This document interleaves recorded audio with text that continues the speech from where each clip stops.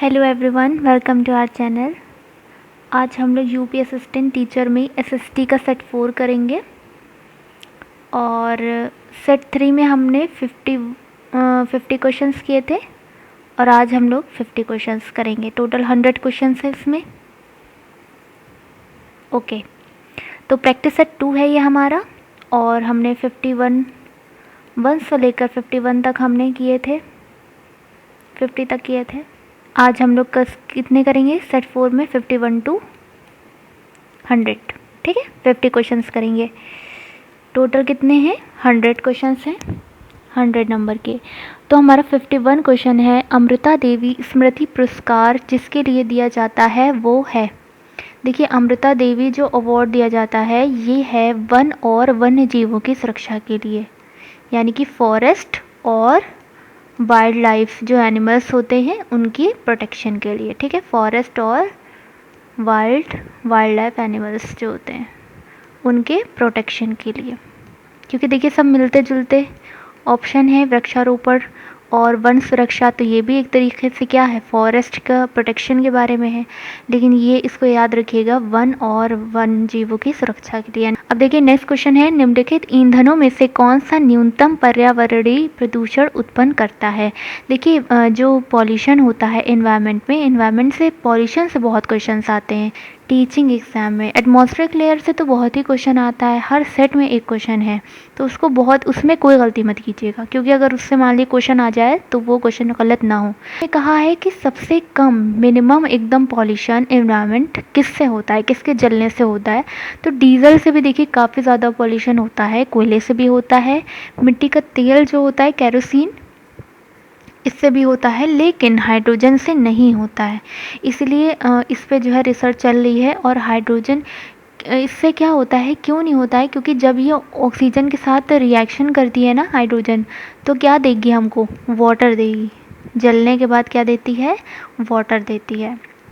ये बैलेंस नहीं है, लेकिन हम यहाँ पे ये बता रहे हैं कि रिएक्टेंट और प्रोडक्ट्स क्या क्या हैं। तो ये जब वाटर देगी तो ऑब्वियसली कोई भी इसमें क्या होगा, सबसे कम पॉल्यूशन होगा। तो हाइड्रोजन हमारा राइट आंसर हो जाएगा। और इस पर रिसर्च चल रही कि आगे जो भी चीज़ें हो उसमें as a fuel hydrogen use किया जाए। जो भी आगे जितनी भी चीज़ें चलती हैं फ्यूल पर डिपेंड है, वो हाइड्रोजन बेस्ड हो जाए। तो इस पर रेगुलर साइंटिस्ट अपनी रिसर्च कर रहे हैं। नेक्स्ट क्वेश्चन है, इनमें से किस पर्यावरणविद को जल पुरुष के नाम से जाना जाता है, ठीक है। इन्वायरमेंटलिस्ट जो हैं, इन्वायरमेंट के जो साइंटिस्ट हैं, उनमें से जल पुरुष के नाम से किसे जाना जाता है, तो इनमें राजेंद्र सिंह ये जो हैं ये जल पुरुष के नाम से इन्हें जाना जाता है। और इनके बारे में अगर हम थोड़ा सा बताएं तो इनका एक एनजीओ टाइप का भी चलता है, या फिर कहें हम एक प्राइवेट ऑर्गेनाइजेशन चलाते हैं तरुण नाम से। तरुण जो होता है उसके हिंदी में अगर हम बात करें तो वो पर्यायवाची होता है जल का। तरुण भारत संघ, ठीक है, तरुण भारत संघ, ये उसके चेयरमैन है और इनको रैमन मैग्सेसे अवार्ड भी मिल चुका है। और सुंदरलाल बहुगुणा की बात करें तो ये काफ़ी फेमस हैं, क्यों? क्योंकि ये चिपको आंदोलन सुना होगा, चिपको आंदोलन जो हुआ था उत्तराखंड में, तो ये उससे रिलेटेड है।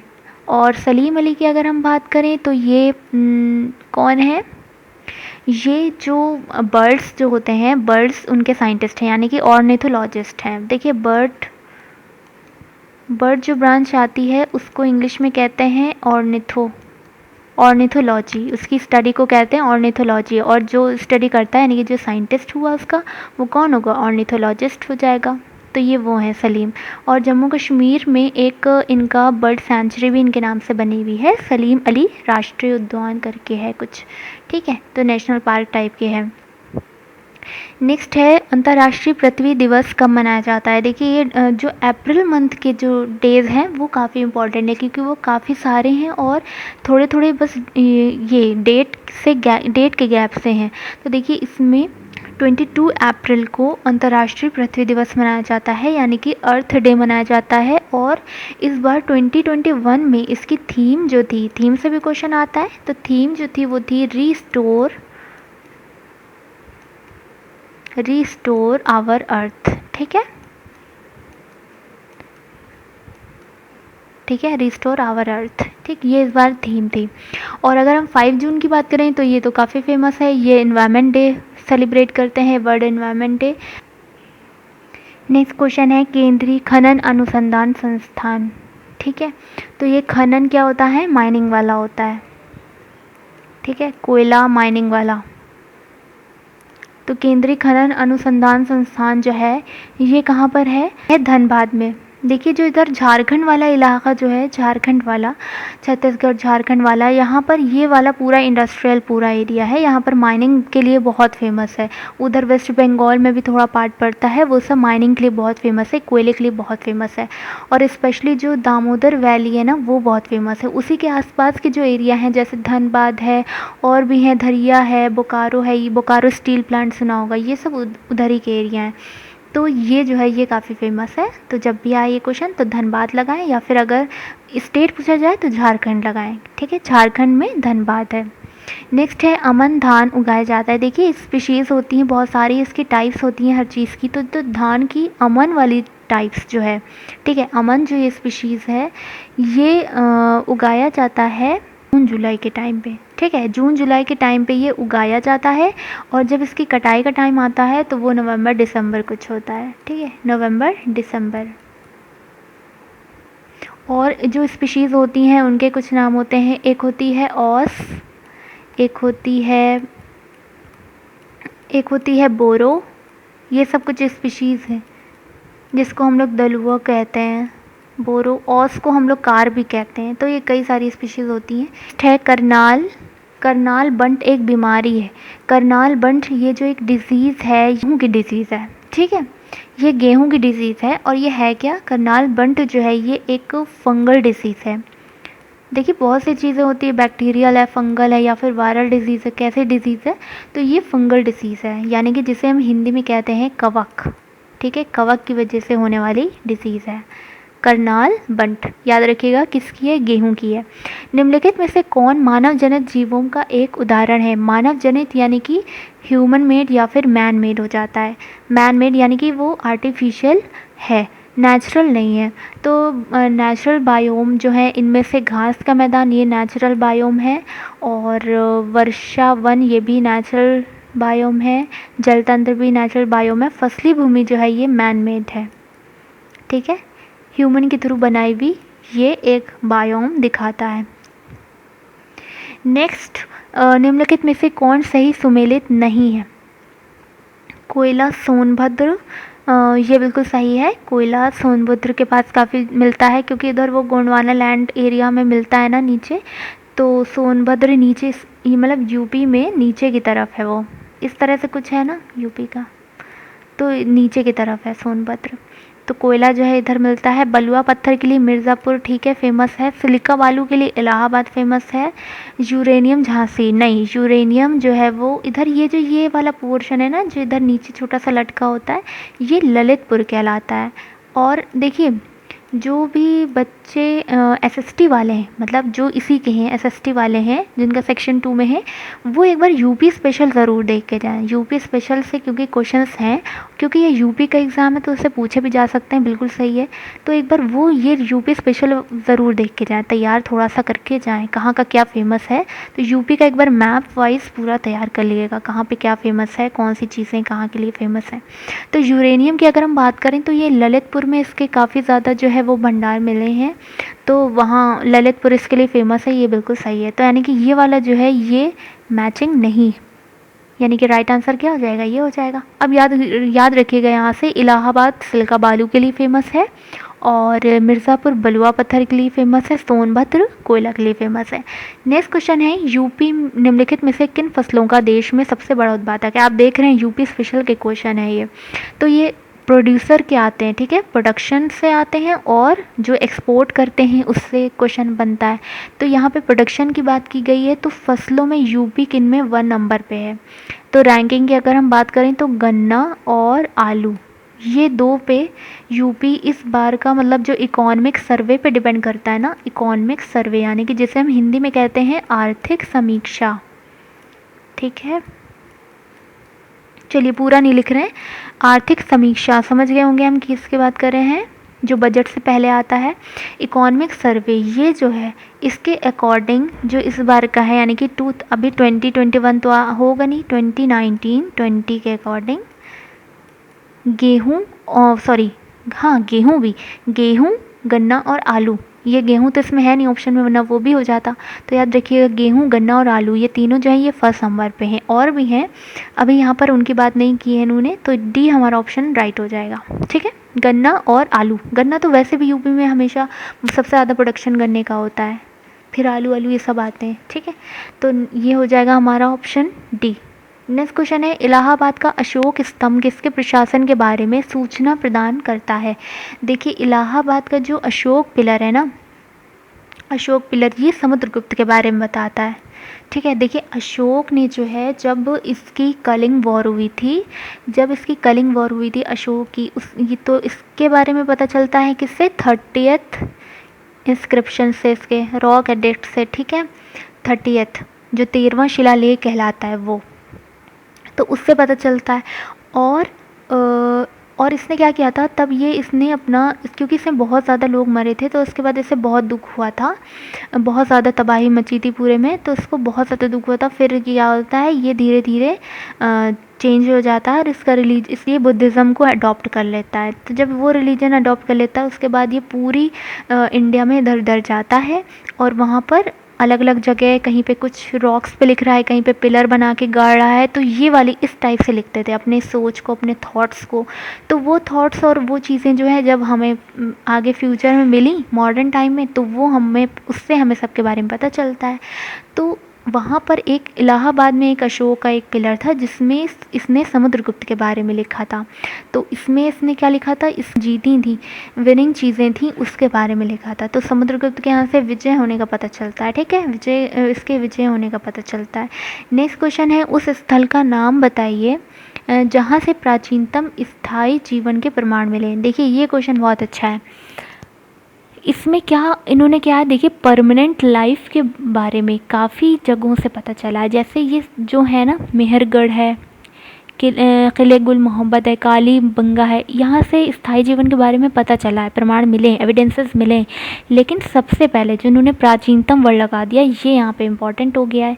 क्यों? क्योंकि सबसे पहले जो पता चला वो मेहरगढ़ से पता चला है। ये कहाँ पर है? बलूचिस्तान में। तो बलूचिस्तान के मेहरगढ़ से हमें सबसे पहले स्थायी जीवन के एविडेंसेस मिले, यानी कि परमानेंट लाइफ के एविडेंसेस मिले। उसके बाद किले गुल मोहम्मद और कालीबंगा से भी, ये जो साइट थी इंडस वैली की, यहाँ से भी हमें परमानेंट लाइफ के बारे में एविडेंसेस मिले हैं। अब देखिए नेक्स्ट क्वेश्चन है, निम्न में से किस हड़प्पा कालीन स्थल से हल का टेराकोटा प्राप्त हुआ है। देखिए हल का टेराकोटा जो प्राप्त हुआ है, टेराकोटा क्या होती थी, एक तरह की लाल मिट्टी होती थी, लाल मिट्टी होती है एक तरीके से, जिसका यूज़ करके बहुत सारी चीज़ें बनाई जाती हैं। ये गोरखपुर साइड अभी भी है और इससे फेमस खिलौने अभी भी वहाँ पे बनाए जाते हैं, वो काफ़ी फेमस है बल्कि। ठीक है, लाल मिट्टी टाइप की होती है टेराकोटा जिसे कहते हैं। तो इससे बना हुआ क्या मिला था इन्हें, हल मिला था, हल मिला था। और ये कहाँ से मिला था, ये इनको बनावली से मिला था। बनावली कहाँ, कौन सी साइड थी, ये हरियाणा में थी, हरियाणा की थी। ठीक है, हरियाणा की इंडस वैली की ये साइड थी बनावली, बहुत ही फेमस। अब देखिए नेक्स्ट क्वेश्चन है, उपनिषदों का मुख्य विषय है, मुख्य थीम इनका क्या है। तो इनका मेन थीम जो है वो दर्शन है।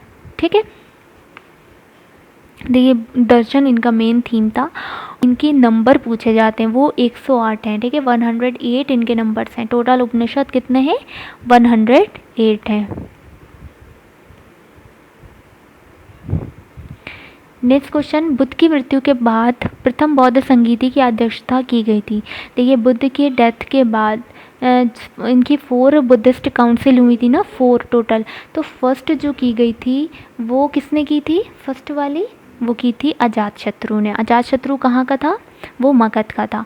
और किसके अध्यक्षता में की गई थी, मतलब मेन उसमें कौन था, तो वो महाकश्यप था। ठीक है, ये बहुत फेमस है, महाकश्यप के थ्रू की गई थी। कहाँ पे, सप्तपर्णी गुफा में की गई थी, सप्तपर्णी गुफा में की गई थी। ये सब पूछा जाता है।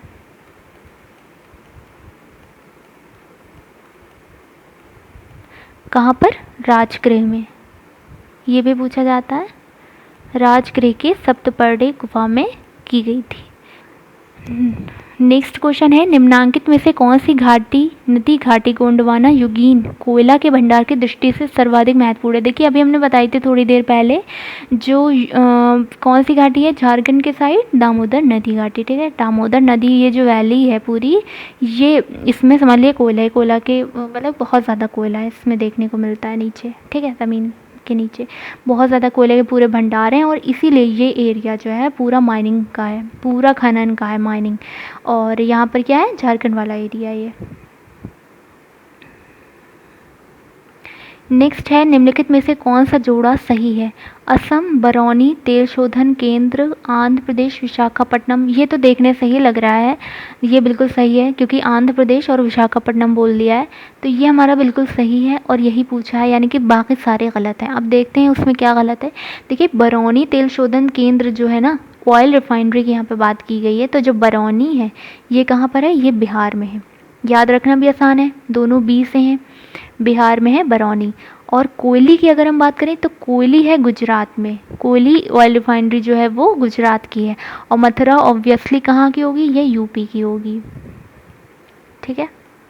अब चलते हैं नेक्स्ट क्वेश्चन पे। निम्न में से सबसे प्राचीन वाद्य यंत्र है?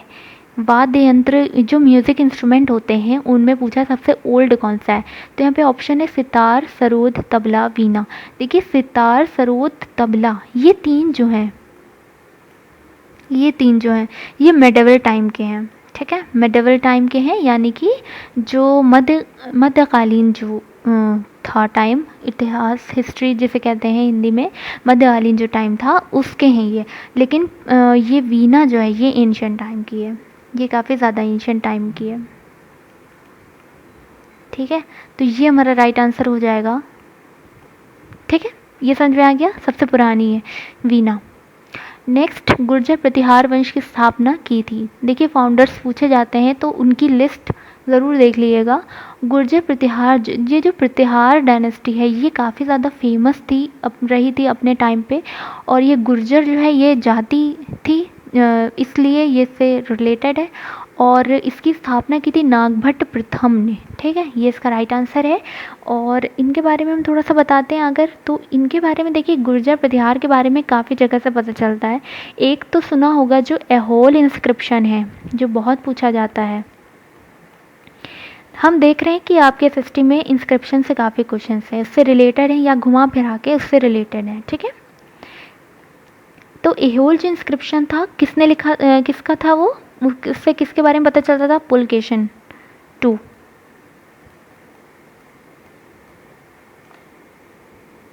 पुलकेशन II का था एहोल इंस्क्रिप्शन।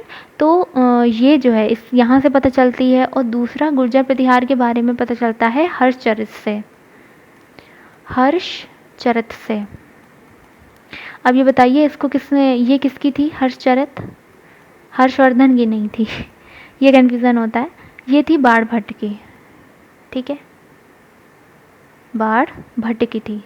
याद रखिएगा हर्षचरित किसकी थी? बाण भट्ट की। तो इन यहाँ से भी पता चलता है गुर्जर प्रतिहार के बारे में, ठीक है। अब देखिए नेक्स्ट क्वेश्चन है, निम्नलिखित में से किस भारतीय गणितज्ञ ने दशमलव स्थानिक मान की खोज की थी? यानी कि डेसिमल प्लेस वैल्यू के बारे में बताया था। डेसिमल प्लेस वैल्यू के बारे में इंडियन साइंटिस्ट कौन था? तो वो आर्यभट्ट थे, ठीक है। नेक्स्ट क्वेश्चन है, किस मुस्लिम शासक के सिक्कों पर देवी लक्ष्मी की आकृति बनी? देखिए जो मोहम्मद गौरी हैं ये मुस्लिम रूलर थे और इनके सिक्के पर देवी लक्ष्मी की इमेज बनी थी। और दूसरी साइड, क्योंकि दो हिस्से होते हैं, तो दूसरी साइड था कलमा लिखा हुआ था, ठीक है। दूसरी साइड कलमा लिखा हुआ था और एक साइड देवी लक्ष्मी की आकृति बनी हुई थी। तो याद रखिएगा मोहम्मद गौरी ऐसे मुस्लिम शासक थे। नेक्स्ट है, इब्न बतूता भारत में किसके शासनकाल में आया था? तो इब्न बतूता पहले कौन था? देखिए इब्न बतूता था मोरक्कन ट्रैवलर था, मोरक्को से आया था, ठीक है। अब ये किसके टाइम पे आया था? तो याद रखिएगा ये एम्स है ना, मोरक्कन ट्रैवलर था।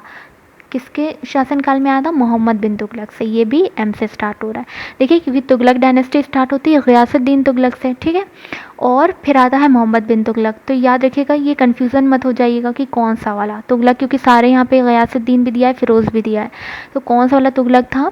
तो ये याद रखिएगा कि मोहम्मद बिन तुगलक के टाइम पे। क्यों? क्योंकि एम इसमें भी आ रहा है। और ये कौन सा था ट्रैवलर? मोरक्कन ट्रैवलर था। इब्न बतूता किसके टाइम पे आया था? मोहम्मद बिन तुगलक के टाइम पे आया था। और इसको मोहम्मद बिन तुगलक ने क्या किया था? इसको दिल्ली का काजी बना दिया था, एक पोस्ट दे दी थी, ठीक है। अब देखिए नेक्स्ट क्वेश्चन है, यहाँ पर दीवाने अर्ज, देखिए मिडिवल टाइम के या फिर दिल्ली डायनेस्टी की अगर हम बात करें तो यहाँ से इनके जो डिपार्टमेंट्स होते थे उनके बारे में बहुत पूछा जाता है। या फिर मौर्यन की बात कर लें तो वहाँ के भी डिपार्टमेंट्स कौन किससे रिलेटेड है, क्योंकि उनके नाम अलग से होते थे, वो अब के टाइम पे नहीं होते हैं, तो हमें बताना होता है कि वो किससे रिलेटेड था। तो दीवाने अर्ज़ की अगर हम बात करें तो अर्ज़ किया है सेना विभाग से, ठीक है, तो ये सेना से रिलेटेड था, जिस उनका मिलिट्री डिपार्टमेंट होता था उससे रिलेटेड था दीवाने अर्ज़। दीवाने रिसालत की अगर हम बात करें तो ये था धार्मिक मुद्दों से रिलेटेड, यानी कि रिलीजन से रिलेटेड था, ठीक है, रिसालत रिलीजन से रिलेटेड। अब दीवाने इंशा ये जो था ये था सरकारी पत्र, यानी कि जो गवर्नमेंट जो लेटर्स उस टाइम पे होते थे, इधर उधर जो ट्रांसफ़र होते थे, जो दस्तावेज़ रखे जाते थे, तो वो जो होते हैं वो उनको क्या कहते थे? दीवाने इंशा। दीवाने वज़ारत, दीवाने वज़ारत जो था ये वित्तीय मामलात थे। वित्तीय का क्या मतलब है? फिनेंशियल जो मैटर्स होते हैं, फिनेंशियल मैटर्स जो होते हैं उनसे रिलेटेड था वज़ारत, ठीक है। तो ये चीज़ें इतना समझ में आ गई। एक बार फिर से, दीवाने अर्ज़ किसका था? सेना विभाग का था। रिसालत किसका था? रिलीजन का था, धार्मिक मुद्दे। इंशा किसका था? सरकारी पत्र थे। वज़ारत किसका था? वित्तीय मामला, यानी कि फिनेंशियल मैटर्स। यहाँ से अब देख लीजिएगा कि कौन सा राइट हो जाएगा। नेक्स्ट क्वेश्चन है, पृथ्वी के धरातल से ऊपर की ओर वायुमंडल के विभिन्न स्तरों का सही अनुक्रम में। देखिए फिर से आ गया एटमॉस्फेरिक लेयर पे, हर सेट में कोई ना कोई क्वेश्चन डालना है। तो देखिए हम ऐसे बताए दे रहे हैं आपको, सबसे नीचे अगर हम अर्थ से ऊपर यानी कि पृथ्वी के धरातल से ऊपर की ओर साइड जाएँ तो हमें क्या मिलेगा? सबसे नीचे अपने ट्रोपोस्फेयर मिलेगी, यानी कि क्षोभ मंडल जिसे कहते हैं, क्षोभ मंडल, ठीक है। उसके बाद हमें मिलेगी स्ट्रेटोस्फेयर, स्ट्रेटोस्फेयर मिलेगी, यानी कि समताप मंडल।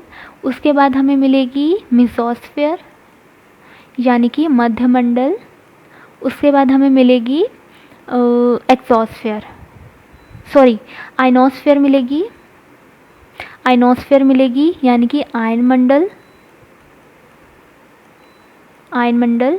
यहाँ पर सब क्या होते हैं? चार आयन के फॉर्म में होता है, यानी कि पॉजिटिव नेगेटिव आयन के फॉर्म में यहाँ पे होता है पूरा इन्वायरमेंट जो होता है यहाँ पर, एटमॉस्फेयर टाइप जो भी कहिए आप, एटमॉस्फेरिक लेयर जो है पूरी। अब जो सबसे लास्ट में होती है वो एक्सोस्फेयर, उसको क्या कहते हैं? वायुमंडल, ठीक है। तो ये सीक्वेंस याद रखिएगा, ठीक है। अब जैसे भी याद रखिए, लेकिन याद रखना ज़रूरी है, ठीक है। ट्रोपोस्फेयर याद रखिए, स्ट्रेटोस्फेयर में ओजोन लेयर होती है ना, तो हम यहीं से तो सन रेजर्स से प्रोटेक्शन होता है, तो यानी कि ट्रोपोस्फेयर के ऊपर कौन सी होगी? स्ट्रेटोस्फेयर होगी, समताप मंडल होगी। उसके बाद कौन सी आएगी? मेसोस्फेयर, जहाँ पे बहुत ठंडा रहता है, बहुत ज़्यादा ठंडा रहता है, तो मेसोस्फेयर आ जाएगी। उसके बाद क्या आएंगे? आयंस के फॉर्म में वहाँ पर पार्टिकल्स रहते हैं, यानी कि आयनोस्फेयर हो जाएगी। और फिर लास्ट में कौन सा बचा? एक्सोस्फेयर बचा, ठीक है। तो ये चीज़ होगी। अब देखिए नेक्स्ट, अब यहाँ से मिला लिएगा आप क्षोभ समताप मध्य, क्षोभ समताप मध्य आयन, ये वाला सही है बिल्कुल। अब देखिए नेक्स्ट क्वेश्चन है, किस मुगल सेनापति के साथ शिवाजी ने 1665 में पुरंदर की संधि पर हस्ताक्षर किए थे? देखिए काफ़ी फेमस है, क्योंकि इस टाइम पे जो मुग़ल थे और मराठा थे उनके बीच में काफ़ी ज़्यादा अनबन थी, काफ़ी ज़्यादा, क्योंकि यहाँ पर क्या थे, शिवाजी धीरे धीरे उठ रहे थे और इधर औरंगज़ेब का शासन था, इधर औरंगज़ेब थे और इधर शिवाजी थे, और यहाँ पे और भी राजा थे, तो उन सब के बीच में चल रही थी। ये मुग़ल सेनापति होता है और ये क्या करता है? मराठा के साथ, इस मराठा में जो शिवाजी होता है इसके साथ ही संधि कर लेता है। कौन सी संधि? पुरंदर की संधि करता है, यानी कि 1665 में। ये डेट भी याद रखिएगा। एम्प्लॉयमेंट सबसे ज़्यादा मिला हुआ था हिंदू लोगों को, तो वो कौन सा था रूलर? तो वो औरंगज़ेब रूलर था। ये भी क्वेश्चन पूछा जा चुका है आपके टीचिंग एग्ज़ाम में, ठीक है। किशनगढ़ शैली किस कला के लिए प्रसिद्ध है? तो तो देखिए जो किशनगढ़ शैली है ये चित्रकला से रिलेटेड थी, ठीक है। इसमें श्रृंगारिक जो चित्रकला होती है, जो श्रृंगार जो होता है उस टाइप की चित्रकला जो है आर्ट यहाँ पर देखने को मिलती है, इसके लिए फेमस है किशनगढ़ शैली। अब नेक्स्ट क्वेश्चन है, प्रसिद्ध तानसेन का मकबरा स्थित है। देखिए तानसेन जो थे ये किसके कोर्ट में थे, ये अकबर के कोर्ट में थे, ठीक है। और ये पहले कहाँ पर थे, ये पहले थे रीवा में एक राजा थे, राजा रामचंद्र, उनके कोर्ट में थे। फिर वहाँ से अकबर ने इन्हें बुलवाया था अपने यहाँ, और बहुत बड़े म्यूजिशियन थे, इनको तो हर कोई जानता है, बहुत बड़े म्यूजिशियन थे। और इनका असली नाम जो था वो था राम तनु पांडे, ठीक है। ये भी पूछा जाता है अक्सर, राम तनु पांडे इनका असली नाम था। और इन्होंने एजुकेशन जो ली थी वो राजा मानसिंह का नाम सुना होगा, अकबर जब पढ़ा होगा तो मानसिंह का एक स्कूल था ग्वालियर में, वहाँ से इन्होंने एजुकेशन ली थी। और इनका मकबरा भी ग्वालियर में है, ठीक है। तो इनका मकबरा पूछा गया है तो वो कहाँ है, ग्वालियर में है। नेक्स्ट क्वेश्चन है, सुभाष चंद्र बोस ने फॉरवर्ड ब्लॉक की स्थापना किस वर्ष की थी। अगर हम बात करें इनकी एजुकेशन की तो कैलकाटा यूनिवर्सिटी, वही कलकत्ता विश्वविद्यालय जो था कोलकाता के हैं, वहाँ से इन्होंने सबसे पहले ग्रेजुएशन किया था 1919 में। ईयर क्योंकि काफ़ी इंपॉर्टेंट है आगे आने वाले, तो वो ध्यान में रखिएगा। तो यहाँ से इन्होंने क्या किया था, ग्रेजुएशन किया था। फिर इन्होंने कौन सा एग्ज़ाम पास किया था, ICS पास किया था। उस टाइम क्या होता था, IAS नहीं ICS होता था, इंडियन सिविल सर्विसेज। तो वो एग्ज़ाम इन्होंने पास किया था, और किस कब, 1920 में, ठीक है। 1920 में इन्होंने ये एग्ज़ाम क्लियर किया था। उसके बाद INC जो 1885 में जो स्टार्ट हुई थी उसका एक सेशन था 1938 और 1939, ठीक है। किस नाम से था, हरिपुरा और त्रिपुरी। 1938 में हरिपुरा और 1939 में त्रिपुरी। ये दोनों सेशन में ये क्या थे, ये उसके अध्यक्ष थे, उसके मेन मेंबर थे। तो ये भी इम्पोर्टेंट है। और कि इसका ईयर पूछा जाता है, त्रिपुरी अधिवेशन कब हुआ था, तो ये याद रहना चाहिए 1939 और हरिपुरा 1938। उसके बाद क्या हुआ था, इन्होंने फिर इसी त्रिपुरी अधिवेशन में यानी कि 1931 में इन्होंने INC जो है रिज़ाइन कर दी थी, ठीक है। रिज़ाइन करके ये वहाँ से चले गए थे। और फिर इन्होंने कौन सा एक अपना इस्टेब्लिश किया था, फॉरवर्ड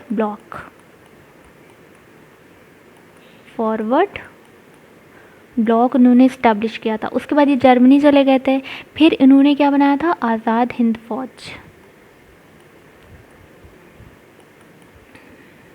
कब, 1943 में,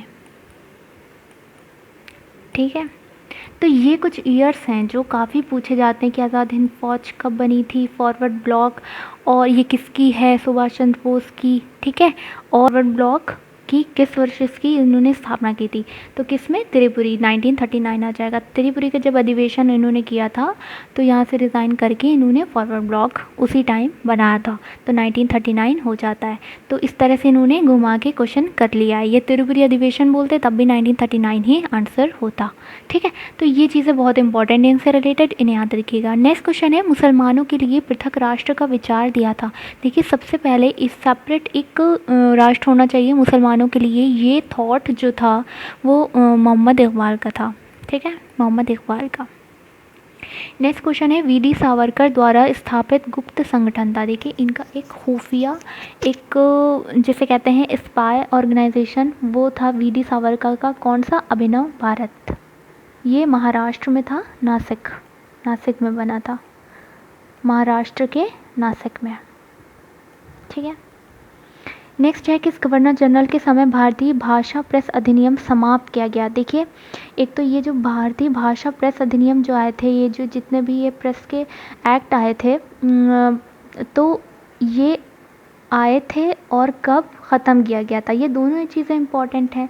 तो जब ये आए थे यानी कि इनकी ओरिजिन एक तरीके से कहें हुई थी, तो वो हुई थी लेटन के टाइम पे, ठीक है, लेटन के टाइम पे हुई थी।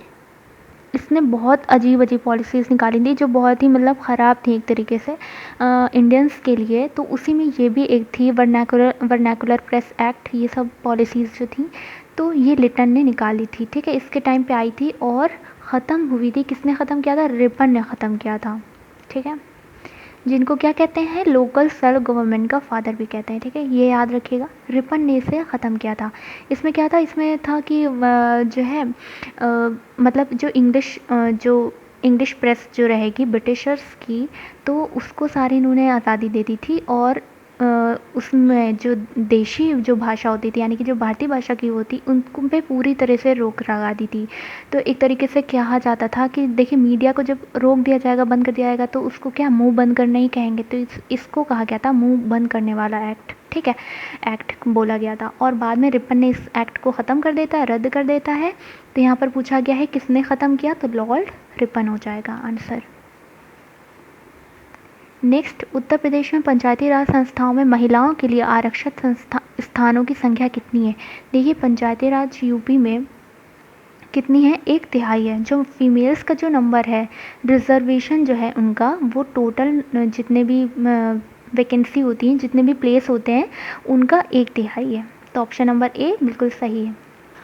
नेक्स्ट क्वेश्चन है, निम्नलिखित पंचायतों में से किसे उत्तर प्रदेश में ज़िला योजना में सम्मिलित किया जाता है? ज़िला योजना में, ठीक है, ध्यान से सुनिएगा, ज़िला योजना में, यानी कि ये डिस्ट्रिक्ट की बात कर रहे हैं। तो नगर पंचायत, ग्राम पंचायत और क्षेत्र पंचायत, देखिए तीनों को ही इसमें इंक्लूड किया जाता है, यानी कि ऑप्शन डी बिल्कुल सही होगा। 1, 2, 3 सभी सही होंगे। अब नेक्स्ट है, 1857 के संग्राम को प्रथम स्वतंत्रता संग्राम का नाम किसने दिया? देखिए, रिपीटेड क्वेश्चन है, ये कंपल्सरी जो सेट था इनका घटना चक्र का, उसमें ये क्वेश्चन इन्होंने पूछा था। तो इसको पहला स्वतंत्रता संग्राम जो नाम दिया गया 1857 के रिवोल्ट को, उसको वीडी सावरकर ने दिया। ठीक है, नेक्स्ट क्वेश्चन है, किसके प्रशासन काल में स्थायी बंदोबस्त प्रारंभ किया गया? देखिए, परमानेंट सेटलमेंट जिसे हम कहते हैं, स्थायी बंदोबस्त, ये किया गया लॉर्ड कॉर्नवालिस के टाइम पे। ठीक है, ये बहुत पूछा जाता है। एक्चुअली इसमें वो जो मैचिंग के आते हैं ना, वो बहुत पूछे जाते हैं। यहाँ पर वॉइस रॉय या गवर्नर जनरल के नाम आ जाएंगे, और उनकी यहाँ पे पॉलिसीज़ आ जाएंगी, तो उसमें बहुत पूछा जाता है। तो यहाँ पे याद रखिएगा, परमानेंट सेटलमेंट के या फिर स्थायी बंदोबस्त, ये किसके टाइम पे स्टार्ट हुआ? ये लॉर्ड कॉर्नवालिस के टाइम पे स्टार्ट हुआ था। और ये था क्या, इसमें क्या था, जो लैंड रेवेन्यू होता है वो पूरा सिस्टम था, लैंड रेवेन्यू सिस्टम पूरा था कि उसमें टैक्स किस तरह से वसूलेंगे वो लोग। तो लैंड का 10/11 जो है वो कंपनी को देंगे, और 1/11 खुद रखेंगे, उनका सेल्फ का होगा, और 10/11 वो कंपनी को देंगे। तो सोचिए, इतना ज़्यादा, ये वाली चीज़ थी। इसके बाद नेक्स्ट है, यदि भारत संघ के एक नए राज्य का सृजन करना हो तो संविधान की निम्नलिखित अनुसूचियों में किसी एक को अवश्य संशोधित किया जाना चाहिए, वो कौन सी होगी? देखिए, हमारी शेड्यूल कितने हैं? शेड्यूल्स यानी कि अनुसूचियाँ अगर हम बात करें तो वो 12 हैं टोटल, और इनमें से जो फर्स्ट है यही है जिसे हम कहते हैं स्टेट एंड यूटीज़, यानी कि हिंदी में कहें तो राज और उसके संघ इसमें आते हैं। तो अगर मान लीजिए कोई भी राज हमें एक नया बनाना होगा, या फिर कोई स्टेट हमें अगर अपने यहाँ बनाना होगा, तो हम किस में अमेंडमेंट लाएंगे? सबसे पहले ज़रूर, मतलब बिल्कुल नेसेसरी हो जाएगा फर्स्ट इसकी शेड्यूल में अमेंडमेंट करना। ठीक है, तो option number A is right हो जाएगा, पहली अनुसूची में संशोधित ज़रूर किया जाएगा। नेक्स्ट क्वेश्चन है, समाजवादी धर्मनिरपेक्ष शब्द संविधान की प्रस्तावना में सम्मिलित किए गए थे कब? देखिए, समाजवादी और एक और वर्ड था, समाजवादी, धर्मनिरपेक्ष और अखंडता, हिंदी में कहेंगे अखंडता। ठीक है, इंग्लिश में कहेंगे सोशल, सेक्युलर और integrity, social, secular and integrity, ये 3 वर्ड लाए गए 42nd कॉन्स्टिट्यूशनल अमेंडमेंट के थ्रू, 42nd कॉन्स्टिट्यूशनल अमेंडमेंट 1976। ठीक है, इसमें इतने सारे अमेंडमेंट्स किए गए, इसलिए इसको कहा गया मिनी कॉन्स्टिट्यूशन, मिनी कॉन्स्टिट्यूशन भी कहा गया, लघु संविधान भी कहा गया। ठीक है, तो ये कौन सा था? 42nd कॉन्स्टिट्यूशनल अमेंडमेंट के थ्रू ये 3 वर्ड्स लाए गए अपने प्रियम्बल में या फिर प्रस्तावना में। नेक्स्ट क्वेश्चन है, निम्न में से सहायक संधि स्वीकार नहीं की थी? देखिए, सब्सिडरी अलायंस जो रिलेटेड है किससे? वेलेजली से। ठीक है, विलेजली से रिलेटेड है सब्सिडरी अलायंस। और इन्होंने किसने एक्सेप्ट नहीं की थी, तो ये इंदौर के थे, होलकर राज्य के, इन्होंने एक्सेप्ट नहीं की थी। ये भी बहुत इंपॉर्टेंट क्वेश्चन है, बहुत पूछा जाता है। बाकी हैदराबाद, जोधपुर, जयपुर, मैसूर, अवध, इन सब ने जो है वो एक्सेप्ट कर ली थी बाद में। और उधर पेशवा, मराठा के जो थे पेशवा, तो उन्होंने भी सब ने एक्सेप्ट कर ली थी। ये कौन लाया था, वेलेस्ली लाया था। नेक्स्ट है लाल मिट्टियाँ पाई जाती हैं जनपद, किस जनपद में। देखिए ये भी यूपी का ही क्वेश्चन हो जाता है, क्योंकि ये लाल मिट्टी जो होती है यह हमें मिलती है जो यूपी का जो नीचे वाला पार्ट होता है, जो एमपी से मिलता है, बॉर्डर जो होता है। देखिए जो एमपी जो है ये पूरा कैसा है, प्लेटूज हैं, पठार हैं यहाँ पे छोटे छोटे, और यहीं पर ये रेड सॉइल पाई जाती है। ठीक है, तो यहाँ के कौन सा हो जाएगा, तो इधर के नीचे के एरियाज़ कौन होंगे, झांसी वाला, मिर्ज़ापुर और आपका सोनभद्र, ये वाले जो इलाके हैं, सोनभद्र, मिर्ज़ापुर, झांसी, ये सब जो इलाके हैं, ये जो है यहाँ पर लाल मिट्टियाँ पाई जाती हैं। यानी कि इसमें ऑप्शन के अकॉर्डिंग कौन सा हो जाएगा, ये वाला राइट हो जाएगा, मिर्ज़ापुर एंड झांसी। नेक्स्ट है देश की कुल कृषि योग्य भूमि का कितना % यूपी में स्थित है। स्ट्राइल होती है, फर्टाइल होती है, यानी कि जिस पे हम क्या कर सकते हैं, खेती कर सकते हैं, वो फर्टाइल हो गई। और जिस पे जो ऊसर कहलाती है, जिस पे हम खेती नहीं कर सकते, वो स्ट्राइल कहलाती है, फील्ड। तो ये टोटल जो होती है ये करीब 240 लाख हेक्टेयर में होती है, यहाँ पर इंडिया में है। यूपी में जो है करीब 160 के आसपास, 160 लाख के आसपास अप्रॉक्स डेटा है कुछ, वो जो है उस पर खेती की जाती है, तो वो आती है लगभग 15%। ठीक है, तो याद रखिएगा देश की कुल कृषि टोटल जो जितनी होती है उसका यूपी में 15% पे खेती की जाती है। नेक्स्ट क्वेश्चन है भारतीय पुरातत्व सर्वेक्षण की स्थापना किसके काल में हुई थी। देखिए जो ये भारतीय पुरातत्व सर्वेक्षण, जिसे हम क्या कहते हैं, आर्कियोलॉजिकल सर्वे, इंडियन आर्कियोलॉजिकल सर्वे जिसे हम कहते हैं, इसकी स्थापना किसके टाइम पे हुई थी, ये हुई थी कर्जन के टाइम पे। देखिए एशियाटिक सोसाइटी बनती है, ठीक है, इसका नाम सुना होगा एशियाटिक सोसाइटी। और एशियाटिक सोसाइटी किसके टाइम पे बनती है, विलियम जोन्स। ठीक है, ये बहुत सब इम्पॉर्टेंट चीज़ें हैं, और यहीं से ये आर्कियोलॉजिकल सर्वे स्टार्ट होता है। ठीक है, आर्कियोलॉजिकल सर्वे स्टार्ट हो जाता है, उसके बाद आता है कैनिंग, लॉर्ड कैनिंग, नाम सुना होगा उसका। ये क्या करता है, एक और आर्कियोलॉजिस्ट का नाम सुना होगा, ए कनिंघम, जो बहुत फेमस हैं, ए कनिंघम। इनको क्या करता है, इसका आर्कियोलॉजिकल सर्वे का क्या करता है, हेड बना देता है। ए कनिंघम को कौन बनाता है, कैनिंग, कैनिंग के टाइम पे, क्योंकि ये भी पूछा जाता है किसके टाइम पे कौन, तो कैनिंग के टाइम पे कनिंघम को वो हेड बना देता है। उसके बाद क्या होता है, लॉर्ड कर्जन का टाइम आता है, कर्जन का टाइम आता है 1905 के आसपास समझ लीजिए, क्योंकि वो बंगाल डिवीज़न से याद रहना है कर्जन। और 1901 के आसपास ये क्या करता है, ये जॉन मार्शल को, ये भी बहुत बड़े आर्कियोलॉजिस्ट थे, जॉन मार्शल को ये क्या करता है, इनका हेड बना देता है। और अब देखिए ये दोनों हेड कैसे, देखिए कैनिंग जो करता है यहाँ पर, जो ए कनिंघम को बनाता है, इस टाइम पे क्या होता है, ये छोटे छोटे अलग अलग डिपार्टमेंट में यहाँ पर टूट जाता है, अलग अलग डिपार्टमेंट में होता है। उसके बाद ये कर्जन क्या करता है, इसको फिर से क्या करता है, सेंट्रलाइज्ड कर देता है, यानी मतलब कि एक सिंगल यूनिट बना देता है, एक सिंगल यूनिट बना देता है इंडियन आर्कियोलॉजिकल सर्वे को, और तब इसका हेड बनाता है जॉन मार्शल को। तो ये डिफरेंस है, तो याद रखिएगा जॉन मार्शल का नाम आएगा तो वो कर्जन का नाम आएगा, ठीक है, उससे रिलेटेड है, और कनिंघम का नाम आएगा यानी कि वो कैनिंग से रिलेटेड है, याद रखना भी आसान है। नेक्स्ट क्वेश्चन है निम्नलिखित में से कौन सा स्थान गडकरी विद्रोह का केंद्र था। गडकरी विद्रोह जो ये स्टार्ट हुआ, ये गडकरी कौन थे, गडकरी जो थे ये मराठा के यहाँ, ठीक है, मराठा के यहाँ जो हेरिडिटरी जो सर्वेंट होते हैं, यानी कि उनकी पीढ़ी दर पीढ़ी वो लोग वहाँ पे नौकरी करते हैं, काम सारा करते हैं, तो वो होते थे, उनको क्या कहते थे, गडकरी कहते थे। ठीक है, वो होते थे।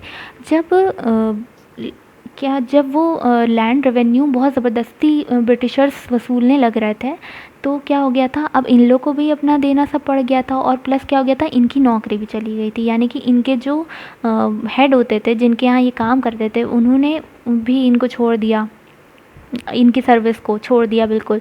तो इस तरह से अब इनको दिक्कत हुई, तो इन लोग ने एक विद्रोह किया था, गडकरियों ने एक विद्रोह किया था, पूरा रिवोल्ट स्टार्ट किया था। कहाँ किया था? कोल्हापुर में किया था। ठीक है, इसके बाद इसको भी सरकार के अकॉर्डिंग काफ़ी दबाया गया था, तो उसमें काफ़ी प्रॉब्लम हुई थी क्योंकि ये काफ़ी अच्छे लेवल का था। ठीक है, तो ये याद रखिएगा, गडकरी विद्रोह किससे रिलेटेड है? कोल्हापुर से रिलेटेड है। नेक्स्ट है डेक्कन एजुकेशनल सोसाइटी की स्थापना से कौन संबंधित है? देखिए, डेक्कन एजुकेशनल सोसाइटी ये थी बीजी तिलक से रिलेटेड। ठीक है, इसमें ये थे, और भी कई सारे लोग थे, जैसे नाम जोशी थे, चिपलंकर थे, ये सब कई सारे नाम हैं जो इनसे रिलेटेड थे। तो मेन बीजी तिलक थे डेक्कन एजुकेशनल सोसाइटी में, और ये पहले एक स्कूल था, ये पहले एक न्यू इंग्लिश स्कूल के नाम से था, बाद में ये फिर डेक्कन एजुकेशनल सोसाइटी पूरा बन जाता है। और जस्टिस रनाडे जो थे, ये इस एक्चुअली ये इसकी स्थापना इन्होंने नहीं की थी, स्थापना में ये नहीं थे, बल्कि इसके कुछ संरक्षक बना दिए गए थे, यानी कि जो इसको प्रोटेक्ट करेंगे, प्रिवेंट करेंगे, यानी कि पैट्रन्स, उसमें 5 बनाए गए थे, 5 मेंबर थे, उसमें से ये एक मेंबर थे जस्टिस रनाडे। नेक्स्ट क्वेश्चन है तिलैया बांध, पंचेट हिल, यहाँ पर क्या किया है? इन्होंने डैम्स के नाम दिए हैं और यहाँ पर रिवर्स।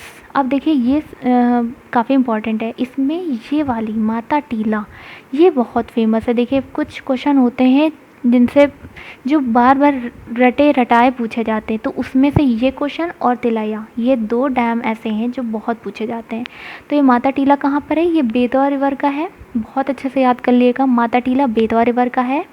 तिलैया डैम किसका है? ये बराका रिवर पर है। ठीक है, ये भी बहुत फेमस है, तिलैया डैम बराका रिवर पे। पंचेट हिल जो है ये दामोदर रिवर पे है, और राणा प्रताप सागर ये चंबल रिवर पे है। तो आप यहाँ से मिला लिएगा कौन सा ऑप्शन सही हो रहा है। ठीक है, तिलैया किसका है? बराका रिवर पे, पंचेट हिल दामोदर पे, राणा प्रताप सागर चंबल पर है, माता टीला बेतवा पे है। नेक्स्ट क्वेश्चन, भारत में सर्वाधिक क्षारी क्षेत्र पाया जाता है। देखिए, क्षारी, देखिए 3 टाइप के होते हैं, बल्कि एक होता है सलाइन, ठीक है, जिसे हिंदी में कहते हैं लवड़ी एरिया, एक होता है एल्कलाइन जिसे हम कहते हैं क्षारी एरिया, वही पूछा गया है यहाँ पे, और एक होता है तटी लवड़ी, समझ ली एक तरीके से, तो ये भी इसी से रिलेटेड होता है। तो यहाँ पर ये क्या होता है? कोस्टल कहेंगे इसे, कोस्टल, तो ऑब्वियसली ये कोस्टल एरिया मिलेगा। अब देखिए, सबसे ज़्यादा क्षारी जो क्षेत्र होता है वो है यूपी।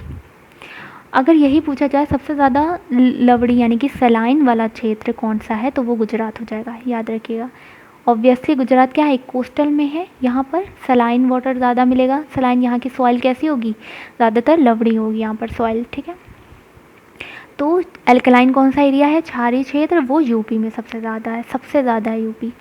नेक्स्ट है, निम्नलिखित युग्मों में से कौन सुमेलित नहीं है? राजा राम मोहन राय, इन्होंने ब्रह्म समाज ये लाए थे, और स्वामी दयानंद सरस्वती आर्य समाज लाए थे। देखिए, इनमें कन्फ्यूज़न होता है, तो उसके इन दोनों में स्पेशली बहुत कन्फ्यूज़न होता है, तो उसे याद कैसे करेंगे?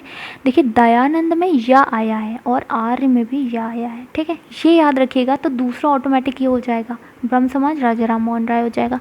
दयानंद सरस्वती आर्य समाज, स्वामी विवेकानंद ये याद रहता है, रामकृष्ण मिशन। ठीक है, और गोविंद रानाडे ये गलत है। देखिए, सुमेलित नहीं है पूछा है, यही ऑप्शन हमारा गलत हो जाएगा। गोविंद रानाडे जो थे, एक तो ये थियोसॉफिकल सोसाइटी ये जो है ये एनी बेसेंट से रिलेटेड है। ठीक है, एनी बेसेंट से रिलेटेड है। दूसरा महादेव गोविंद रानाडे ये किससे रिलेटेड थे? ये प्रार्थना समाज से रिलेटेड थे, प्रार्थना समाज, बस ये, बट ये उससे रिलेटेड थे, उसके फाउंडर नहीं थे। प्रार्थना समाज के फाउंडर कौन थे? आत्माराम पांडुरंग, ये भी पूछा जाता है, आत्माराम पांडुरंग। ठीक है, तो ये चीज़ें याद रखिएगा। राजा राम मोहन राय ब्रह्म समाज, Dayanand Saraswati Arya Samaj, Vivekananda Ramakrishna mission, theosophical society Annie Besant, Govind Ranade ये प्रार्थना समाज से रिलेटेड थे, और इसके फाउंडर कौन थे? आत्माराम पांडुरंग। नेक्स्ट क्वेश्चन है, निम्नलिखित कुछ मुकदमों में सूची दी गई है, अंत में प्रयोग करते हुए तथ्यानुसार सही क्रम। अच्छा, यानी कि इन सारे जो केस हुए थे, जितने भी केस, इनका हमें ईयर पता होना चाहिए। तो देखिए तभी हम ये क्रोनोलॉजिकल ऑर्डर लगा पाएंगे। तो इसमें सबसे पहले जो हुआ था, सबसे पहले ये लाहौर मुकदमा हुआ था, ठीक है। और इसमें भी 2 हुए थे पार्ट। एक पार्ट जो था इसका पहला जो हुआ था वो हुआ था 1916 में, गदर मूवमेंट के फ़ौरन बाद हुआ था। और दूसरा जो हुआ था वो हुआ था भगत सिंह के टाइम पे, वो हुआ था 1930 पे। लाहौर सुना होगा, Lahore case, conspiracy case Bhagat Singh का, वो 1930 में हुआ था, ठीक है। अब देखिए, तो अब यहाँ पे पहला दूसरा तो कुछ है नहीं, बस है लाहौर मुकदमा, तो हम 1916 को पहला ले सकते हैं। अब काकोरी कब हुआ था, तो काकोरी केस जो हुआ था ये हुआ था 1925 में, ठीक है। और कानपुर केस ये कब हुआ था, कानपुर कॉन्स्पिरेसी केस ये 1924 में हुआ था। और मेरठ का कब हुआ था, ये हुआ था 1929 में हुआ था। देखिए सब तो क्या हो गया, कानपुर का पहले हुआ और काकोरी, इन दोनों में कंफ्यूज मत होइएगा, ठीक है। पहले कानपुर का होगा, फिर उसके 1 साल बाद काकोरी का हुआ था 1925 में, ठीक है। कानपुर का 1924 और ये 1925, फिर हुआ था लास्ट में मेरठ का मुकदमा 1929। तो इसमें देखिए अगर हम लगाना चाहें तो 1 4 2 3 ये वाला ऑप्शन सही हो जाता है, ठीक है, 1 4 2 3। नेक्स्ट है, निम्नलिखित में से किस सत्याग्रह आंदोलन में गांधी जी ने प्रत्यक्ष रूप से भाग नहीं लिया था। देखिए राजकोट में थे, खेड़ा में थे, असहयोग में थे, वायकॉम में नहीं थे। वायकॉम सत्याग्रह में गांधी जी नहीं थे, बाकी सब में थे। क्वेश्चन है, भारतीय संविधान सभा की पहली बैठक कब हुई थी। तो ये संविधान सभा कॉन्स्टिट्यूएंट असेंबली, इसकी फर्स्ट जो सिटिंग हुई थी वो कब हुई थी, तो वो हुई थी 9 दिसंबर 1946 को, ठीक है। फर्स्ट ये हुई थी, तो ये ऑप्शन राइट हो जाता है 9 दिसंबर 1946 को। के अध्यक्ष कौन थे, फर्स्ट टेम्परेरी बनाए गए थे, उस टाइम पे परमानेंट नहीं थे। तो फर्स्ट जो थे इसके चेयरमैन वो सच्चिदानंद सिन्हा थे, ये भी क्वेश्चन पूछा जाता है। और फिर बाद में 11 दिसंबर को जब हुई है, आगे इसके आगे 11 दिसंबर 1946 को इसका सेशन जब हुआ है, तो उसमें परमानेंट चुने गए थे किसे, राजेंद्र प्रसाद को, ठीक है। तो ये हमारा ऑप्शन सी राइट हो जाता है। नेक्स्ट है, भारत के संविधान के लक्षण और अच्छा उनके सोर्सेज, जो चीज़ें हैं, जो करेक्टरिस्टिक्स हैं हमारे कॉन्स्टिट्यूशन की, और कहाँ से लिए गए, किस कंट्री से लिए गए, ये पूछा गया है, इसमें मैचिंग करनी। तो देखिए मूल अधिकार यानी कि फंडामेंटल राइट्स, ये कहाँ से लिए गए हैं, ये यूएसए से लिए गए हैं, यूएसए के कॉन्स्टिट्यूशन से लिए गए हैं। नेक्स्ट है, शासन की संसदीय प्रणाली यानी कि पार्लियामेंट्री सिस्टम, पार्लियामेंट्री सिस्टम कहाँ से आया गया है। 2 टाइप के होते हैं, पार्लियामेंट्री और प्रेसिडेंशियल। पार्लियामेंट्री सिस्टम जो आया है ये ब्रिटेन से लिया गया है, यूके, जो कि पहले से स्टार्ट हो गया था ब्रिटिशर्स के टाइम पे, जब उनके चार्टर एक्ट्स आ रहे थे धीरे धीरे, तो कुछ इसी टाइप का सिस्टम स्टार्ट हो चुका था। तो ये कहाँ से लिया गया है, यूके, ब्रिटेन। नेक्स्ट है, आपात उपबंध, जिसे हम क्या कहते हैं, इमरजेंसी कहते हैं। इमरजेंसी फिनेंशियल को छोड़कर कहाँ से ली गई है, जर्मनी से ली गई है, ठीक है, जर्मनी से लिए गई है इमरजेंसी, फिनेंशियल इमरजेंसी को छोड़कर। उसके अलावा राज्य के नीति निर्देशक तत्व यानी कि डीपीएसपी की बात कर रहे हैं, directive principle of state policies, तो ये कहाँ से लिए गए, ये आयरलैंड से लिए गए हैं, ठीक है। अब यहाँ पे इसको मैच कर लेगा कौन सा सही हो जाता है। तो fundamental rights USA, parliamentary system UK यानी कि ब्रिटेन, और इमरजेंसी आपकी जर्मनी, और डीपीएसपी आयरलैंड से लिया गया है। यहाँ पर 50 क्वेश्चन हमारे फिनिश हो जाते हैं। टोटल प्रैक्टिस सेट कंप्लीट हो गया है। अगर अच्छा लगे तो इसको लाइक शेयर ज़रूर कीजिएगा, और इसके डिस्क्रिप्शन में चेक कर लीजिएगा, और भी प्लेलिस्ट हमने यहाँ पर प्रोवाइड कर दी। Thank you so much.